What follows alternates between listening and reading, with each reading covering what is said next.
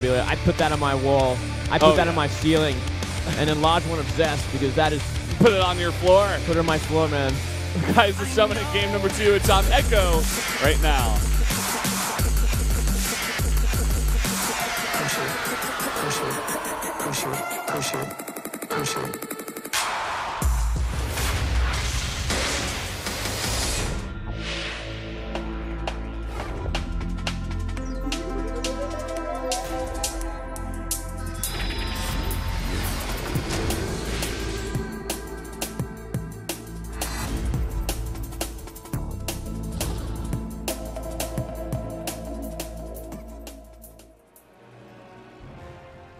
Up here in the top left, in the red, our return player from the Jin Air Green Wings, down a game. It is Maru. Getting cheesed out in game number 1.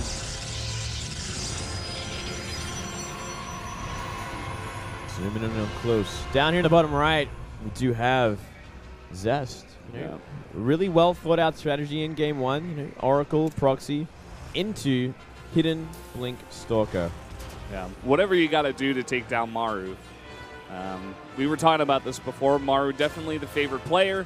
PVT not Zest's best matchup. Also, Maru is his best matchup. By far, he's the best out of pretty much any Terran in the entire world at this point. And, you know, in a straight-up game, you definitely would have to throw it to Maru. But I like what Zest is doing. He's just saying, I'm not going to play you in a straight-up game. Yeah. I'm not going to give you your comfort zone. I'm not just going to try to defend against your million Widow Mines and fantastic micro and multitasking. I'm not going to give that to you. Yeah, it's pretty much the name of the game, I think. A lot of Protoss players are realizing they can't take it to the mid to late game. In a standard sort of situation, they got to do the damage early, and Maru, he does play pretty greedy, and he certainly played greedy that game. Greedy to a point where he could die to Blink Stalker follow-ups. Yeah. Well, we are going to see Maru go for gas first this time, looking to get aggressive this time. Wants to play the game on his terms, I suppose. Not a bad idea. Yep. SBENU cable fighting. Oh, he got a pin. He got the Zest pin up there. Oh, He also says man. Kanata is handsome. Yeah. That's some kind of running joke. I don't know. Everybody puts that on their signs. Oh, it's going to be Marines to start things off here. So he wants that quick factory. And yeah, Maru's going to go into more of a standard sort of style this time around. Get out those early mines. Go for a drop or two. And, you know, just make sure he doesn't fall to the same sort of pressure as last game. Be careful of Oracles. Be careful of Blink Stalker all-ins. And generally, he is pretty he's pretty okay against that style. We don't usually see Maru ever fall to that kind of aggression early on, because he does have the mines out that early, and he does have the tech required and the units needed to kind of deal with it. Yeah, it was just that kind of greedy follow-up. Like, you know, he went into CC first, and then he did get the engineering bay up, but after that he went straight into tech. It's kind of what you'd want to do against Flash every single game, is the same build that Zest did last game, because Flash is just greedy no matter what. Like, yeah. I mean, Flash nowadays is playing that style where you get 3 CCs extremely fast, and he kind of just relies on the Protoss not being aggressive to a point which, I don't know. If it's working for the meta right now against Protoss, I guess it's fine, but usually that's not the kind of play style you want to go for. Like, kind of hoping that the other player doesn't do some specific build. yeah, I mean, you always got to take chances, and you got to have mind games as well, though. So it is acceptable to do it, but if you're stuck in your ways, you will get taken advantage of. And yeah, I'm sure the next Protoss that plays against Flash is going to be like, oh, you're doing this. You're going to get blink all in, sir. Like, yeah, sorry, Flash. Flash can mix it up too, though. Like, we have on occasion seen him go for like mind drops as well, like, you know, start the aggression a little bit earlier than we'd all expect him to. Occasionally. So we'll see a Hellion go for the scout here. Nice block there with the pylon and stalker. Yeah.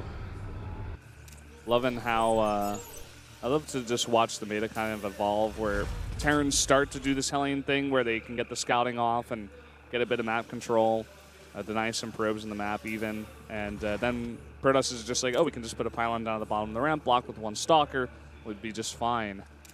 Yeah. It's pretty cool. From here, we are seeing that stopwatch finish as well. I think it's going to be about like that 1 mine 6 Marine drop. Oh, we're going to see it further the front, and probably a couple of mines at the back. He's going to start applying that pressure. Going to try and trigger out that photon overcharge at the front door, so he can have a little bit of an easier drop in the back. although no medevac out just yet. The first one being produced right now. So just as you said, trying to just go for the frontier. Let's see where he can put that Widowmine down. There comes the photon overcharge, immediately focusing down the Hellion. Oh, he's committing fully to this. I like the replan as well. Only one probe there. It's forcing a lot of mining time lost. Yeah, look at all these probes going so far away from that mineral line. At the end of the day, though, he does sacrifice a bunch just for three probes. Not worth it, really. He's going to follow up with that mine drop. He did see that observers are already out as well. Well, Zest was thinking about pushing out on the map, and his one observer is actually pretty far out on the map. Not sure if he made another one. But here comes that drop. Straight into that natural. Only one observer. It's out in the middle of the map. He's coming back now, but may just be too late. Yeah, he might be able to get another shot off. But we do see Zest is prepared for this. He's got 5 Stalkers waiting for it. Not going to happen anytime soon.